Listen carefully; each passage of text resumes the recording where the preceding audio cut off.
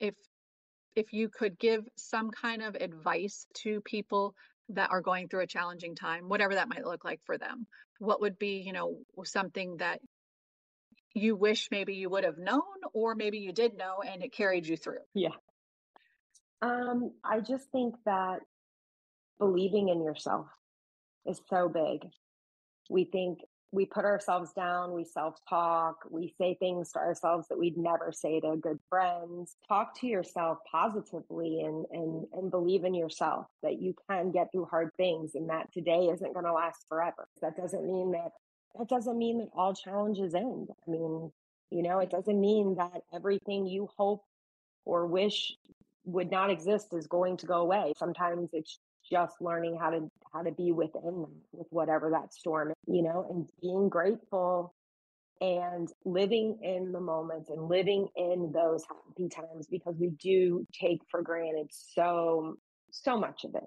So much of it. Hey there, midlife mamas. Welcome to the Healthy Lifestyle Habits podcast, just for midlife mamas. Because let's be real, this midlife chapter is no joke. Our bodies are different, our minds are different, our hormones are different, and we're trying to figure out who we are after momming for all these years. This empty nest phase is an eye-opener for sure. What worked for us in our younger years is no longer serving us because we have so much life experience, and that's okay. This is a supportive space guiding you through those powerful 1% shifts to help you grow. As we know, health is not a one-size-fits-all, so each week you will learn about different topics, taking away tools and tips to implement. This season, we're going to tackle some of the biggest midlife questions that y'all have had about wellness in this chapter. We're going to be chatting about what is holding us back, where do we find joy, how do we prioritize ourselves through self-care. We're always going to be talking about ingredients, daily toxins, food swaps, breath work, and mindset, just to name a few. There's nothing better than feeling empowered to create the best next chapter. Am I right? After each episode, I hope you feel more equipped and at ease to take a step or two that will allow you to thrive. Whether you're a newbie or an OG listener, I am so glad that you're here. Let's embrace this new chapter and thrive together. Are you ready for all the possibilities? If you said yes, say, I am ready.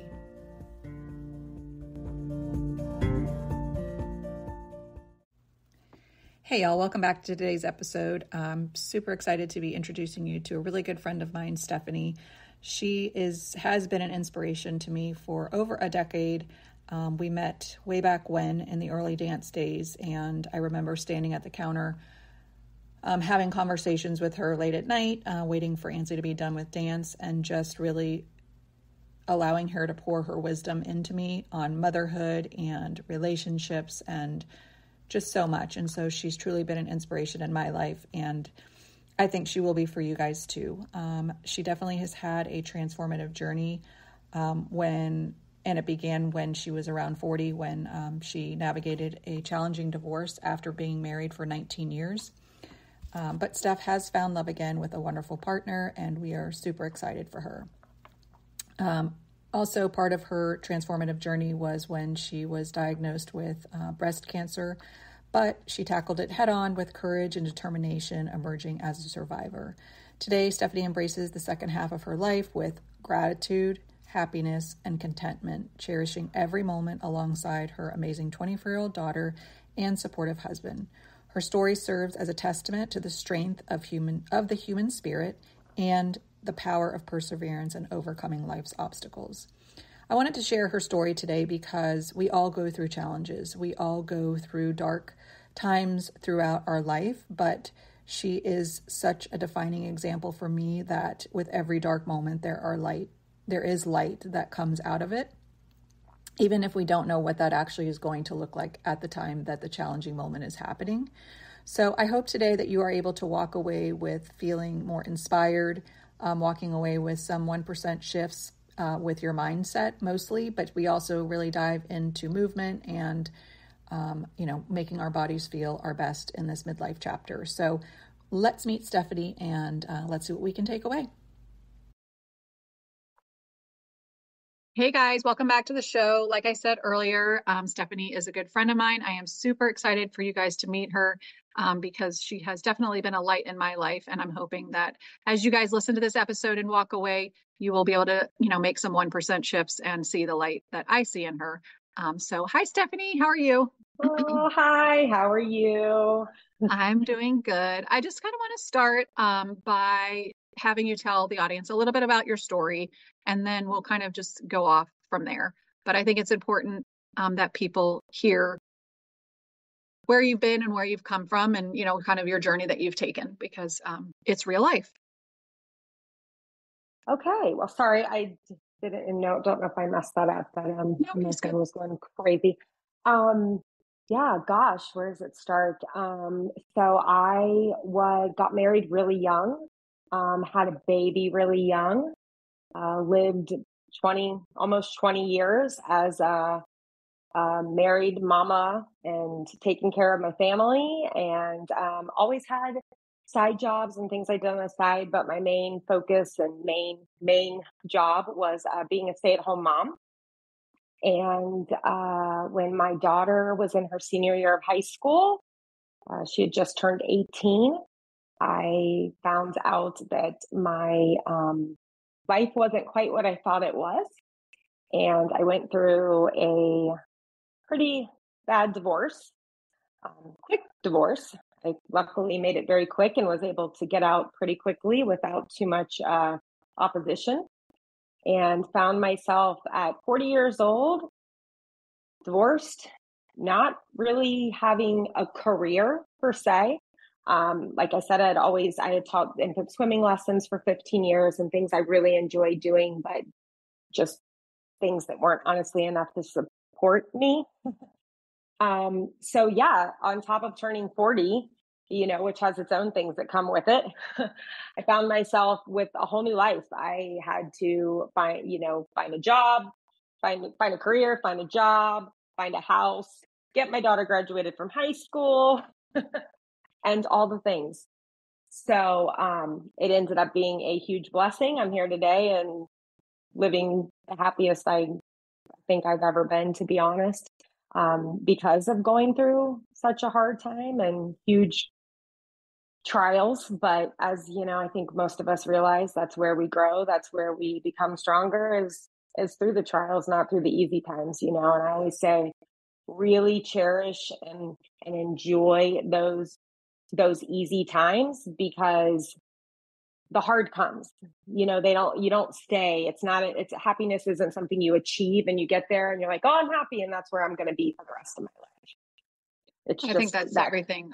Yeah, I think that's everything in life in general. It's not just, happiness is temporary. Joy is where you find things that Mm, really light your soul up. But, it is about understanding. I think when we start out in life, many of us, have been told or there's just been this like fictitious story that somebody has either put on us or told us that you get a job and you get this career and then you're at the top and then life is great, and it's like it's not really and not that it's not great, but it needs to be great along the entire way.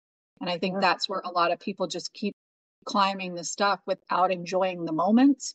And a lesson for everybody is like we really just need to pause a lot of times during the day to be thankful for what we have. But one of the things that I love about you is, I was friends with you when all of that happened, but you still kept such a positivity about yourself. And I think that that's a character trait that a lot of people don't necessarily have.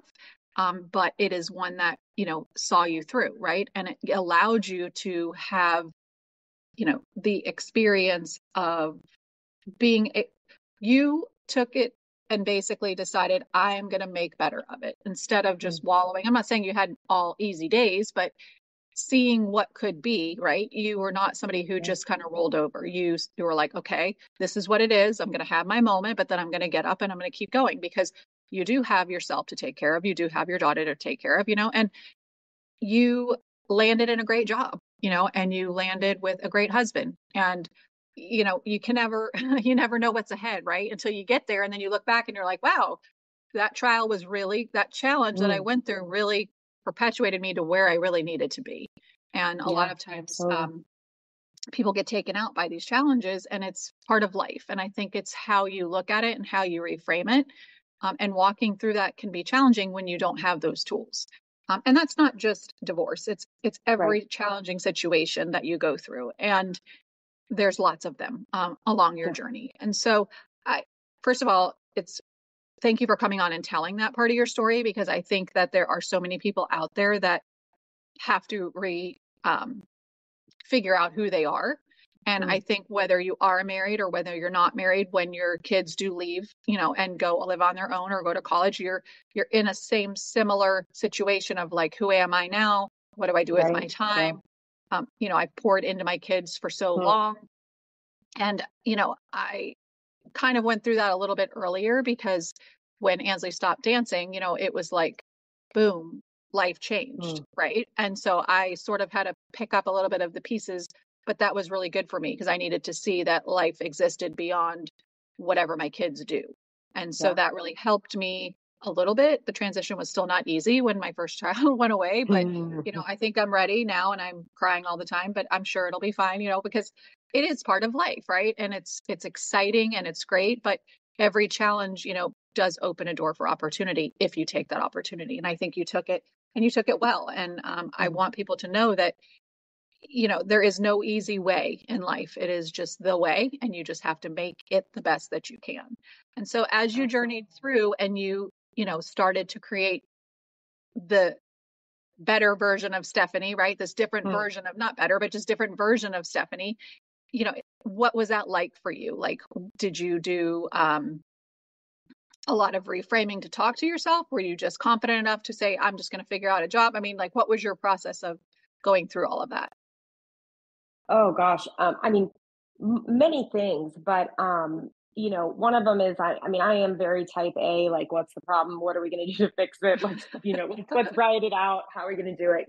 Specifically with the job, I was very much um, you know, I I was very fortunate that I knew a lot of people from what I did come from in my background and working at Extreme and working among so many families with swim that I just put the word out there. I need a job. I need a job. And that's what I knew I needed.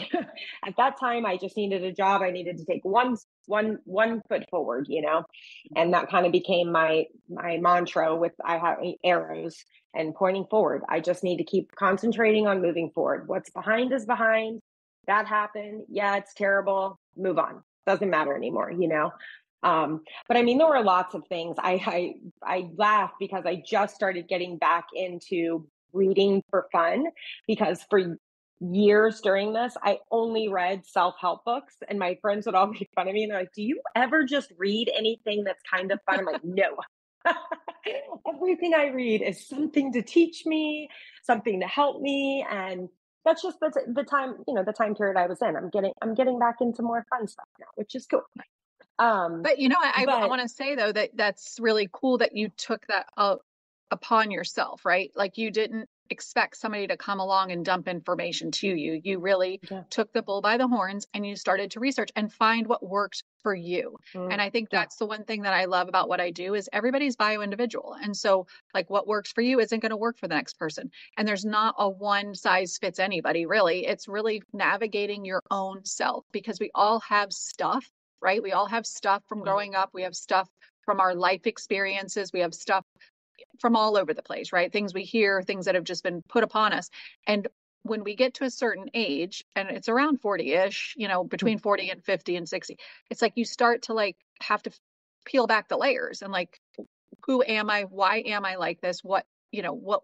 Is there a right, root to it? Like, do I want to carry that the rest of my life? Do I want to fix that within myself? And I think that's the greatest work that anybody can do. It's not yeah, going to the doctor and getting a prescription. It is peeling back the layers and like really like exposing yourself and getting down absolutely.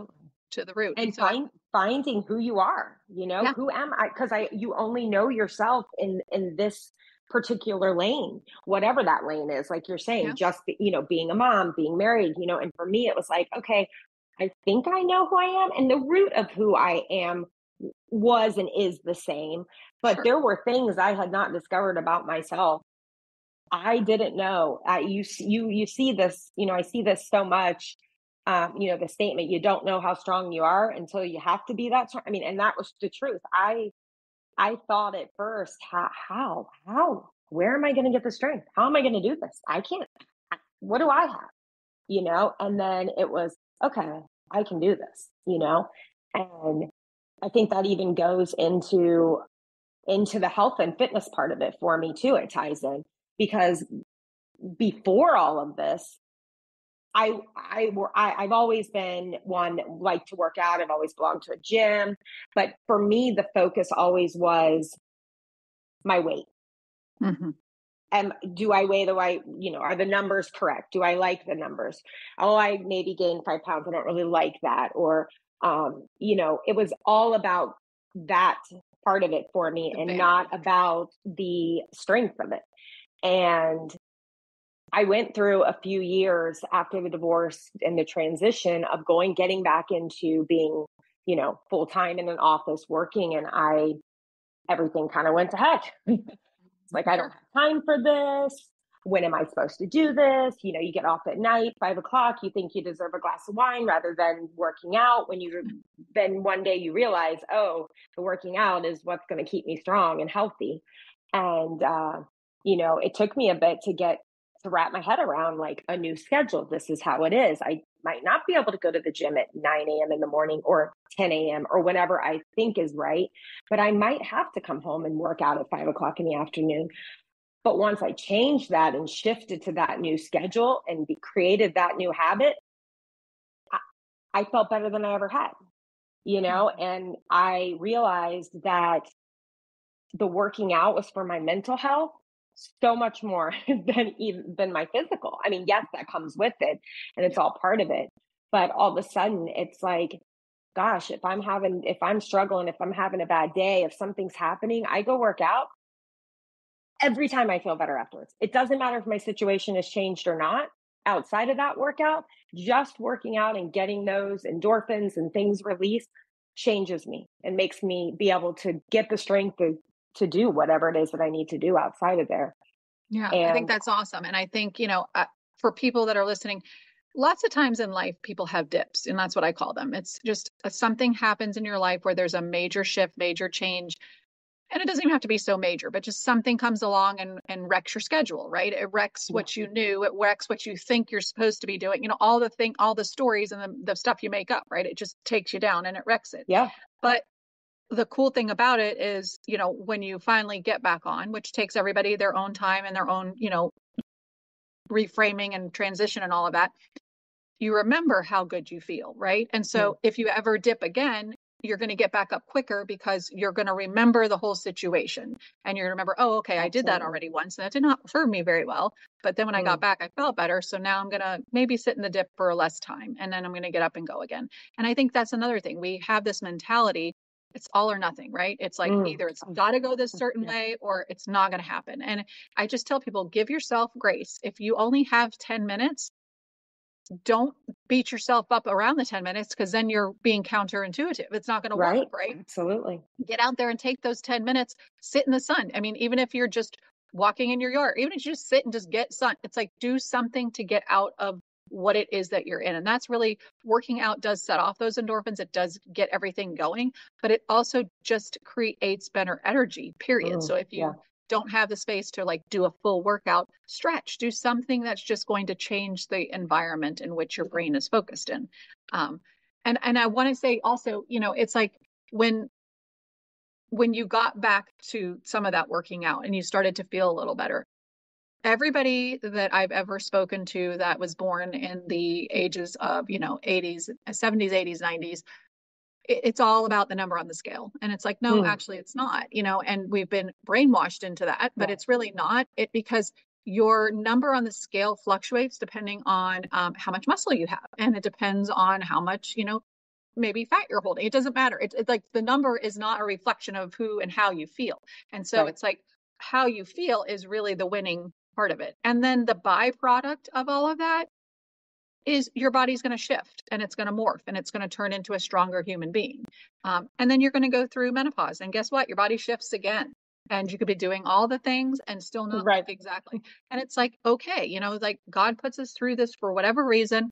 And as long as you're embracing it, I think in a loving way, it's just a much better situation. You know, getting angry and upset with yourself because the weight is different or because the body shape is different.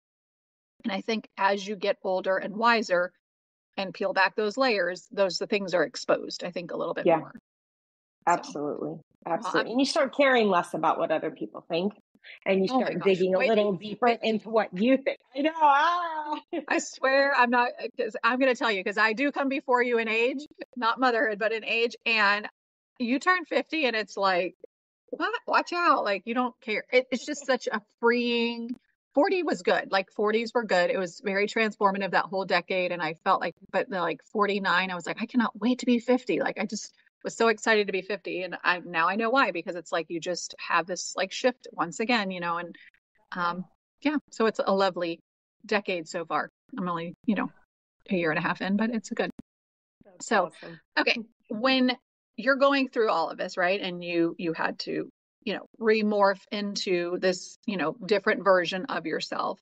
I know that, you were then hit with something else that, took you down, but I'm not going to even say it took you down, because from my angle, I'm not saying you didn't have a bad day ever, but from where I sat, the grace that you had, the gratitude you had, the joy that, I mean, for someone to handle your situation in which you did, it's just, again, another example that life's challenges can be for you or against you. And I just think you always look at things in such a positive light. And so if you would like to tell, just sort of how that journey came to fruition and then how that's kind of intermingled with the rest of your amazing life. Yeah. So, well, I guess I gotta kind of tell one part before I get to the other part. And I don't really talk about this all that often, but so I in 2021 February went through a lot of testing and found out that I was able to donate a kidney to someone. Actually, someone that I had known for a long time. His daughter grew up with my daughter, and then I actually ended up working. So I went through every test known to man, more tests than I even knew existed, to find out that I was completely healthy and a great candidate to be a kidney donor. And one of the things that they did require from me at the time I was 42 was a mammogram screening. And I had not had one yet, because there was that whole time, right when I turned 40, there was the whole discussion with guidelines of going from 40 to 45. And I didn't really have any history I had a grandmother who had breast cancer, but it wasn't enough to really put me in. Anyways, I had not had a mammogram. Hadn't avoided it, just hadn't come up, hadn't happened. So they required me to get a mammogram. So I had a mammogram and it came back great. It was fine. All was good. I was able to donate that kidney. Everything went well. Which, again, going back to the whole working out journey here, I'm in a dip, because I've had to stop working out after the kidney donation. I had to build myself back up. I had to be slow. I had to take 10-minute walks, 5-minute walks, whatever it was, walks around the pool at one point. One lap was a big deal. So, but I saw myself get back to it quicker. To your point, that dip, even with something physical on me, I didn't really worry that I wouldn't get back to it, because my whole shift about working out had changed. And I didn't think, oh, I got to go and put 2 hours in at the gym or whatever. It was just do what you can that day, And I recovered and I was great. I was back to full working out. Everything was wonderful. And to the day a year later, I actually went back for a mammogram, my follow-up mammogram a year later, and I was diagnosed with breast cancer. So I often say that I maybe helped save a life, but in turn it saved my life, because I probably wouldn't have had a mammogram for 2 more years until I was 45 at that point, because that's what my doctor had recommended. So here we caught it very early. We were pretty confident it had grown in that last year, because we had, it wasn't seen on that mammogram a year earlier. They even went back and looked at it to see if it had just been missed. So it was a blow to to be honest, I mean, that's not what you think, and it's not that I think I'm not one of those people that thinks it can't happen to me. I know that it can. I know that it can happen to any of us. Nobody's immune from these things. It just seems so strange when literally a year to the date, I got a call being diagnosed after I'd already gone through, Right. such a big health thing, not necessarily a scare, but it was scary. Yeah, so I wrapped my brain around that one and said, well, here we go, God, another one. Let's do it.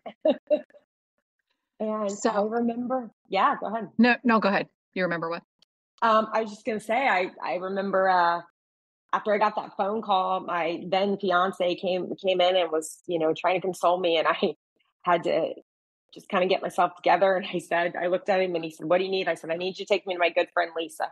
I need to go talk. I knew I needed to look in front of her. She's my rock when it comes to faith and redirecting me and putting me back. And that just shows how important it is, the people that you have surrounding you and who you have holding you up in life, how important it is. And to me, that's everything. Everything I do in life is about relationships. I think it's so important to your health, your everything that you encounter. And yeah, I fell apart with her. And I just remember thinking, what am I going to do? Like, I've already been through a lot. We've done it. I know I can do this, but you also have a sense of, I know that people look at me and ask me like, how are you always so happy? How do you smile? In that moment, I thought, how am I going to be happy? How am I going to do this? How am I going to smile? How am I going to go tell the world now I have breast cancer? Not the world, but my world, Yeah. And I don't know. I just went to where I always go in my faith and prayed and asked for, the answers, because there were lots of questions, and made a decision as to how I was going to, tackle the journey, and did what I needed to do. I ended up having a bilateral mastectomy, and, went through another little dip, worked my way out of it, and here we are. So it's been, goodness gracious, 2 years now, which is crazy to me to think so much has happened in the last 7 years. Just crazy. But yeah, I mean, again, I look back and I think I'm so thankful that specifically with my health, that I had already shifted before any of this. And that after the divorce and after that crisis, I shifted my thinking, because I think all of that played a part in me healing faster, and being able to get back to working out sooner, and just kind of staying on that journey. And I never, again, when this hit, I didn't think, oh, well, there goes my workout. I'm never working out again. I talked to my doctor. Okay, what's this look like? What can I do? 2 weeks post-surgery. What am I allowed to do? Okay. Walk. People underestimate walking, by the way. Yes, they do. Walking is tremendous. And most people can walk, I mean, that is something you can do. And just getting out and going 15 minutes out in the sun and walking and changing your sensory and changing what you're looking at. And it changes everything. It changes your mood. It changes your thinking. And I say that all the time to people now when I'm talking, and they're like, where do I start? Walk. Walk. That's all you gotta do.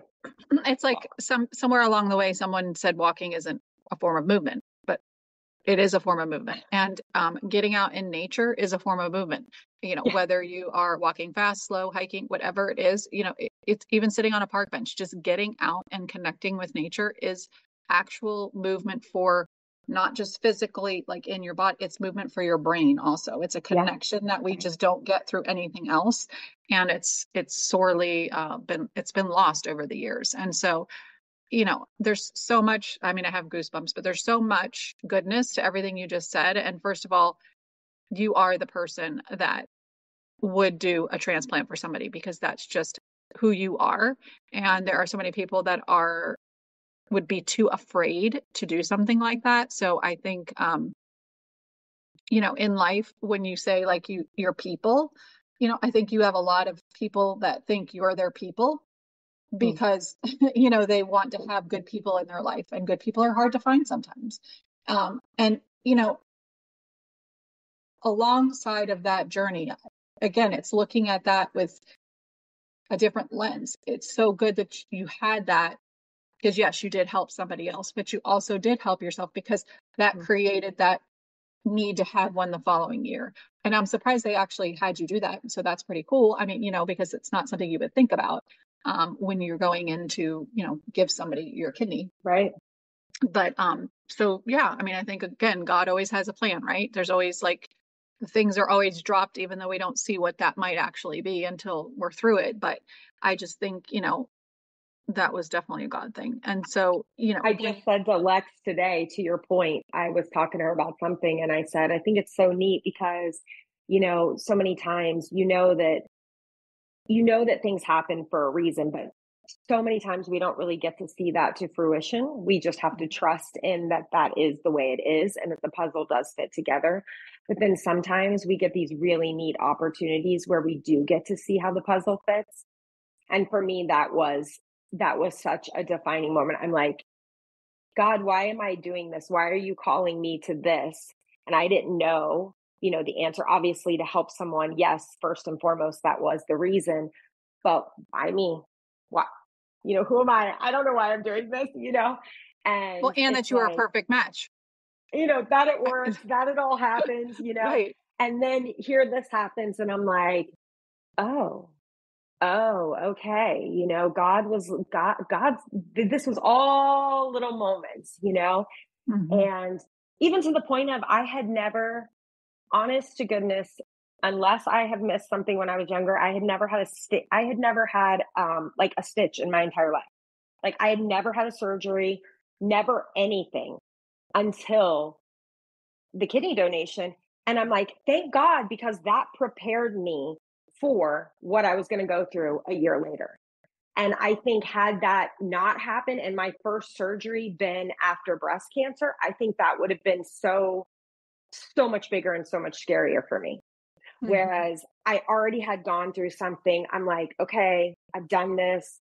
It was a choice I made to do it. It was easier to accept because I made the choice to do that. Whereas the other seemed more, I mean, I had choices, but there weren't a lot of choices. And I felt so peaceful going into that second surgery. I'm like, I can do this. I got this. I've done this. It'll be fine. And again, reasons, right? Reasons why the other thing took place is so that you could have one less worry, right? Yeah. Because worry causes stress, and stress is not good. We all know that. So it's like that helped you to manage through. And one of the things I wanted to touch on is when you said, a lot of times there are things that happen that we just have to trust. And something I've learned over the last 5 years is a lot of times that is true, but a lot of times if we sit quiet enough and still enough for a long enough amount of time, asking the right questions and then listening, lots of things pop up. And then you're like, oh, okay, I'm seeing that now, and I think for me, so many things got delayered through that practice of mine that I've created, just because it was, and it's just silent time on my yoga mat, it's like, but I just find after I do my devotion in the morning, it's like I get these downloads, and it's like whatever, I have no idea where it comes from, but I mean, it's just like comes in, and I'm like, oh, okay, now that makes sense why I do this is because of that. And I don't want to do that anymore, so it's very interesting, and because of the lifestyle that most of us live, it's just rush, rush, rush, and all the noise and all the stuff. And it's like, you can't hear anything because it's so much noise all the time. So I think, from I think, it's hard, right? It's hard to take time and that I'm just what am I going to do? Nothing. I'm going to be still and just sit in this moment. And that's not something we're trained to do. It's not something we feel comfortable. A lot of people don't feel comfortable in the silence, but and I think that is because in the silence you hear and start to, feel things. And sometimes we don't want to feel those things. We don't want to recognize them, Yeah, no, that's true. But I often, a lot of people are like, oh, I can't sit quiet because my brain's always going. It's like, yeah, that's what your brain does. Our brains are meant to think. So we're always going to think, and you can either bring it back to your breath, and it doesn't have to be called meditation, or you can just sit and you can say a prayer and just listen to what happens. It's like there's so Right. many forms. And again, it's bio-individual, whatever works for you. And I'm never completely silent. My mind's always thinking, but at the same time, my thoughts are different. So Right. that's what I like, to help people to understand is you can control your thoughts and what's coming in and out, while you're doing, quote unquote, nothing. Right. I don't think unless you're sleeping, I don't think anybody sits and does Right. Right. That's my dog. I I'm love it. sorry if you hear that. Yeah, it's fine. Um, so, I want to say there are other people out there that have gone through, some very life altering things. And, you have done it with such grace and such poise that it's possible. That's what I want people to know. It's possible to go through things and to come out of, on the other side, a better human being. And when I mean better, I mean just with a different mindset, right? With a different lens that you look at things. Yeah. And so you stop Yeah. taking things for granted. And, and having somebody close to you go through something like that should change your perspective for sure. But I think a lot of times, again, because there's so much noise, we just, it's not about me. I'm not going to worry. I'm not going to like put my Yeah. mind against that, and so people that are listening today, I really wanted to have Stephanie on because she's full of, a good wisdom. She's a great like mom before me, she always gave me such great advice and all of that, but she's been really inspirational for me, when it comes to, spirituality. She's been really great for me when it comes to mom, but just watching her gracefully walk through some of her challenges is encouraging, and it's very, and I never really say this to you, but it's like people, I'm not the only one that thinks that, right? There are lots of people. And when I say like people think you're their people, because people are looking for good people to surround themselves with, because nowadays it's not really that easy to find. So the stuff that you've navigated, if you could give some kind of advice to people that are going through a challenging time, whatever that might look like for them, what would be, something that you wish maybe you would have known, or maybe you did know and it carried you through, aside from, from faith, because I know that will definitely be the first. Yeah. I just think that believing in yourself is so big. We think we put ourselves down, we self-talk, we say things to ourselves that we'd never say to good friends. And that's kind of what I always say. And I think I constantly say this to Lex. If you wouldn't say it to your best friend, don't say it to yourself.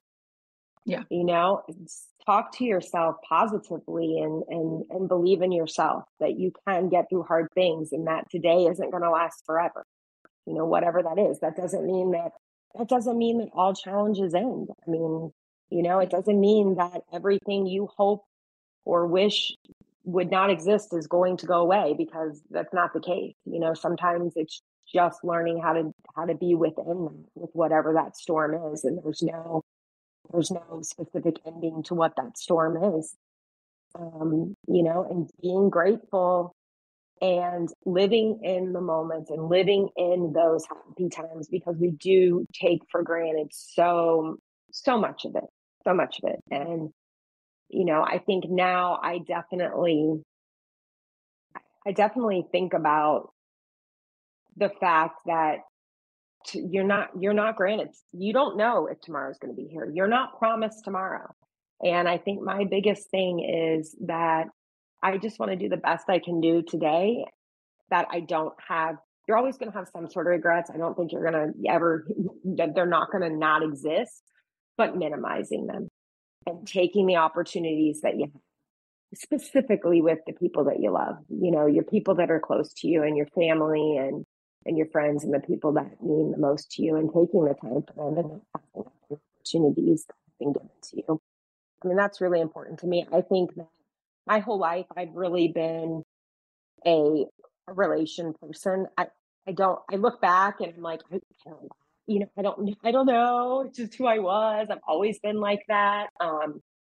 And it has single-handedly carried me through everything I have gone through. I have had the best support system, and I 100% believe that we were created to be in relation and not to be alone. And I think being alone creates such a scary place to be. Mm-hmm. And there's no one there to bring you out of the lies and to tell you that's not right. Don't think that way. No, you're going to be fine. I remember sitting at a table with my very best friend who I've known since I was 4 years old. And I was crying. And I said, what? I have no job. I have no health care. What am I going to do? What am I going to do? I'm doomed. I literally remember just thinking, I have nothing. And she's like, I don't know what you're going to do, but I know you're going to do it and you're going to be fine. She's like, I don't have a direct plan, but it's going to be okay. And it was like hearing that and hearing someone believe in you so much and give you exactly the opposite of what you're telling yourself was life changing. I remember the next day I woke up and I'm like, all right, what am I going to do? Let me do it. Go do it. I'm going to find something. Find something. Yeah. And I think having the right people in your little pocket is what I call it, is, your special few people that you carry in your pocket is so important because of, like you said, we cannot always control where our minds go, and fear is a sucker, and anxiety and all of that stuff comes out of these, crazy things that our brain does. But having those people that can draw you out of it is really when I always tell my kids, the 5 people you hang around with, you're most like, but you really need to look at your people and how do they treat people that they associate with, because that's how in the long run they will eventually treat you, even if they're not doing it at this moment. You really have to look at people's character, and you really have to see how they lift or don't lift other people up. And you can't always just be the lifter. You've got to have people in your pocket that are going to lift you on those days, because you're going to have those days, and you can't save everybody, but you need a balance, right? You need to be there for others, but have others be there for you. And I think that's so important. And when you were talking about in relation, it's like, again, I think the older you get, for me at least, you weed out, right? You weed out the noise and you weed out the relationships that really are not serving. And again, it's like when I say serving, it's like, are they helping you to be your best version? Are they pouring into you the way that you would like, to pour into other people? You have to always be looking for how can you better serve yourself, but then who can help you serve you? Because, we are meant to be in community, but you have to be in community with the right people, because whoever you're in community with is what you become. Absolutely. So I think and that is part of health. So basic. But so it does hard. seem so basic, but it's not as easy as that, right? Because you really, I think the challenge of that, or really, is that you have to know who you are. You have to really get to know yourself, to know what is working for you, and what is good, what's serving for you. And I think that's where, and we're not taught that. We're not taught any of that in school. We're taught about a lot of other things that when nobody even talks about or uses, but it's like the shift in education, whole nother story. But I do think that, when we talk about wellness from a holistic perspective, all the things that we've been talking about today, it's all part of it. It's not just the food on your plate.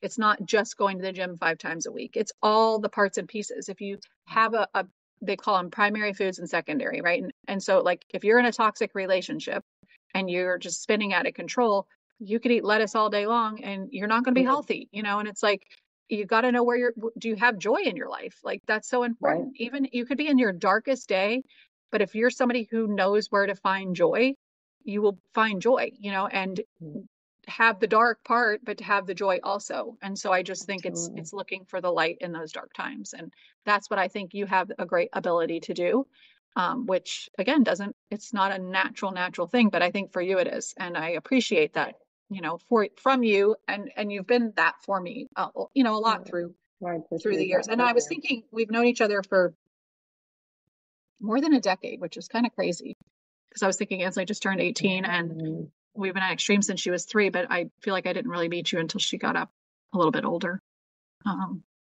Maybe when she was I probably saw her in classes, and then when she started company, obviously. Lex was 11 when we started there, which would have been 13, 14 years ago. So probably around the same time. It's so funny.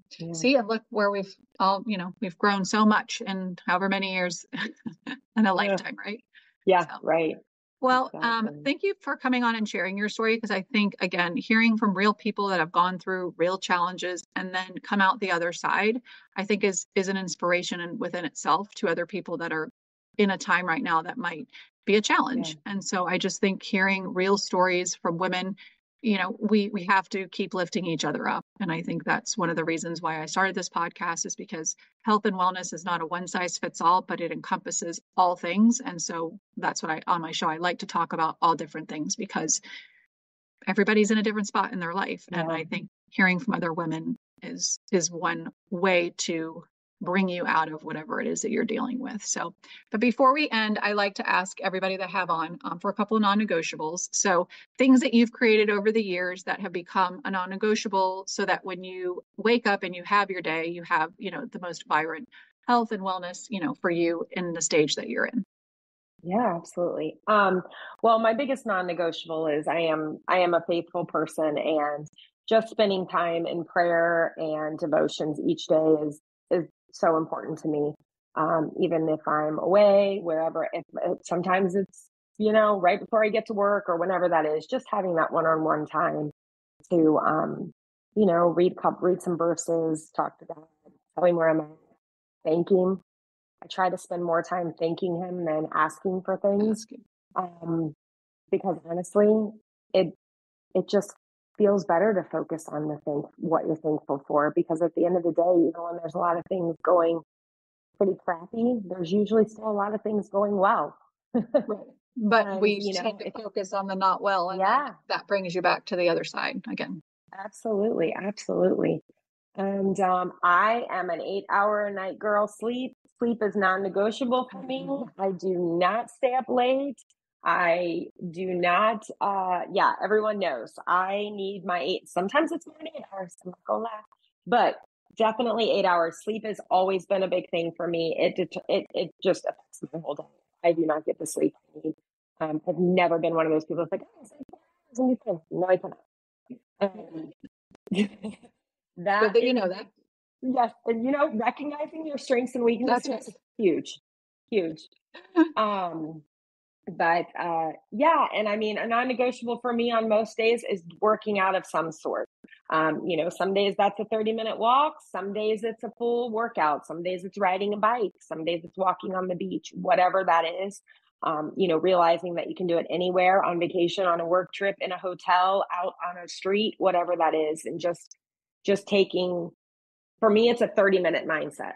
For me, it doesn't have to be for everyone. If I can only do 10 minutes, that's great. But my main thing is, if I can 30 minutes devote to some sort of physical movement with my body, that's what I prefer each day, even on my rest day, just because I feel better doing it. It Yeah. makes me feel better.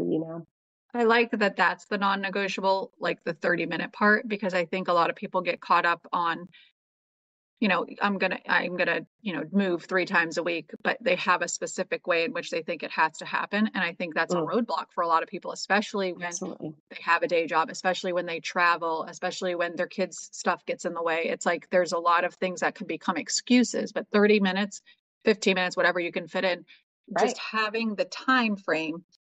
And I think that's one of my most favorite things, is when someone says, I don't have the time. And I'm like, oh, that's awesome. Let's look and see, what do you do all day? Let's look at your screen time. Let's Right. really peel back the layers. Let's see where you can find 15 minutes, because I promise you will find that 15 minutes. There's You'll somewhere in find your it. day. Yep. So I really, and when the people that I work with see that, they're like, oh, okay, now I see that. It's like, because again, we're all sucked in by all the different noises going on. Mm, And then, but I like the non-negotiable of time versus the what.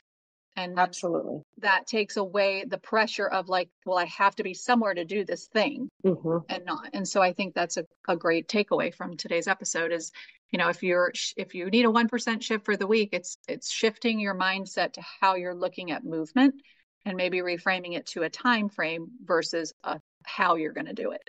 I think that's Absolutely. Absolutely. I mean, you and I've even met to walk, and that's hey, I haven't seen my friend in a while. You want to meet up and get a couple miles in, and yeah, it's not even work. We're that's just right. we're just talking. We're just talking and moving our body. Yeah. And I think shifting towards that thinking will change your whole way of health and fitness. And For me, it absolutely did. And it becomes more enjoyable, to be honest, and it becomes more fun. I think so much more enjoyable.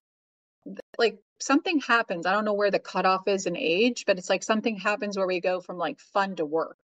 It's like it's work. It's like, no, I don't want to go to the gym and work. I don't like the gym personally. Like the gym to me, I will go to do a couple of weights, but for me, I personally enjoy getting outside, or I like doing stuff at home in my own thing with my own little, for me, that works. For some people, they must go to the gym. I do like to take some classes, but the flexibility, but I don't have a mindset that if I'm not at the gym, I'm not moving, because that's not true. Absolutely. So it's just, I agree with that 100%. I never thought I'd be a non-gym person, and I'm a non-gym person. I do not have a gym membership for probably the longest time in my entire life.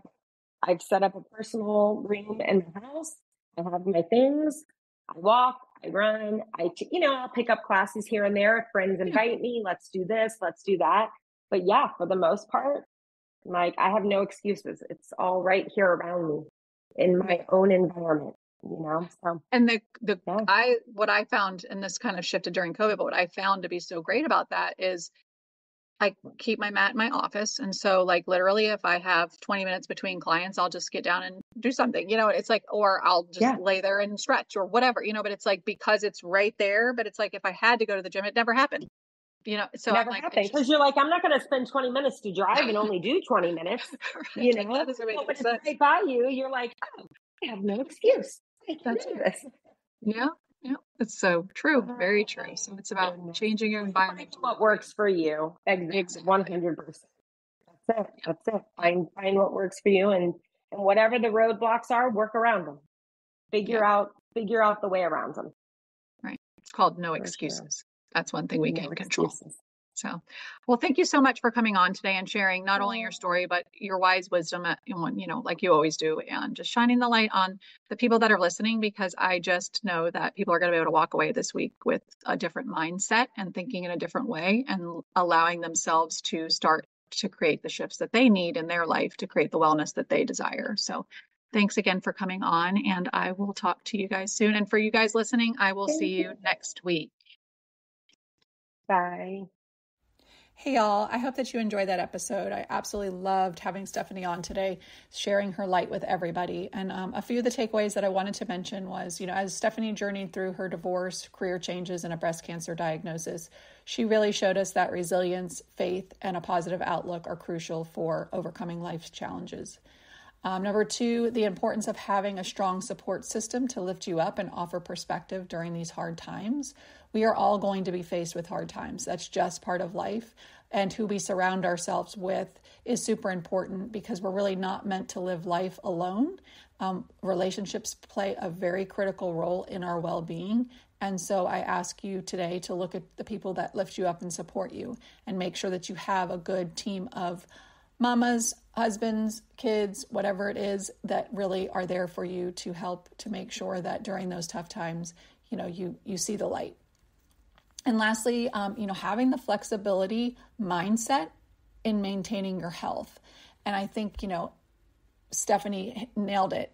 She was saying that she doesn't go and work out and expect certain things. She now just puts a time frame on it, and it has an expectation that she would like to, work out every day or move every day for 30 minutes. And I think reframing the way that we look at that really allows for more flexibility in what we choose to do. So instead of saying, I'm going to go to the gym 3 times a week and I'm going to do legs, arms, core, whatever it is that you think you should be doing, I encourage you to maybe set a time. If you've not moved in a long time, maybe set a 10-minute time frame. If you are someone who moves, maybe set a 30-minute time frame. And then don't be so specific about what it is you're going to do. Just allow yourself that space to find something that day to move yourself to make you feel your best, because that's what's most important. And I think having that adaptable, flexible mindset and committing to your own self-care is what is going to help you have that wellness transformation that you are looking for. I hope that you guys, again, enjoyed this episode. If you want to let me know what you are taking away, I would love to hear from you. You can DM me. All of the stuff will be in the show notes. Until next time, I hope you all have a great day. Bye. Thank Thank you for tuning in to another episode on healthy lifestyle habits for midlife mamas. I hope you found a 1% shift this week to move you forward on your wellness journey. Remember, small changes add up to big transformations. I want to hear what resonated with you. If you enjoyed the episode, please leave a review and rate the show. Your feedback is truly the only way that I know that you're taking away 1% shifts, adding value to your journey. It is also a way for others to find the podcast. My dream is to empower others to create health and healing. And so I would love for this show to spread wide and far. To stay connected, please check out my Instagram and Facebook pages at Live Life Balanced with Robin. Join my newsletter and grab some freebies at livelifebalancedwithrobin.com. And if you're looking to work one-on-one with a health coach, feel free to book a discovery call on my website as well. Thank you for allowing me to be part of your day. It truly means a lot that you are allowing me on your wellness journey with you. Until next time, find peace, love, and light by breathing, being present, and allowing for all possibilities to happen. Have a great day.